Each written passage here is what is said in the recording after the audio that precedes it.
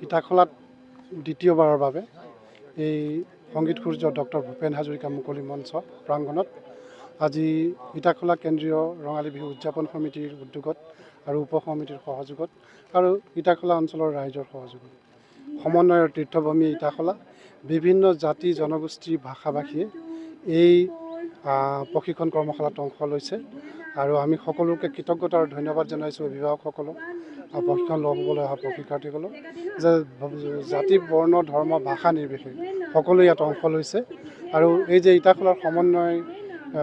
এটা দীঘলীয়া ইতিহাস ঐতিহ্যপূৰ্ণ ইতিহাস তাক আৰু ৰঙীন আৰু মহীয়ান কৰি তুলিছে এই কৰ্মশালাই বুলি আমি ভাবিছোঁ।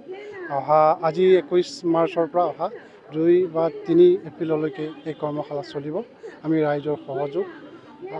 আৰু দিহা পৰামৰ্শ সকলো ধৰ্ম ভাষা জাতি নিৰ্বিশেষে সকলোৰে শুভকামনা আৰু সহযোগিতা বিচাৰিছোঁ আৰু এই অঞ্চলৰ যিসকল সাংবাদিক বন্ধু আছে, বুদ্ধিজীৱী আছে, দায়িত্বশীল নাগৰিক আছে, সকলোৰে সহযোগ কামনা কৰিছোঁ যাতে আমি এই কৰ্মশালা সফলতাৰে সম্পন্ন কৰোঁ।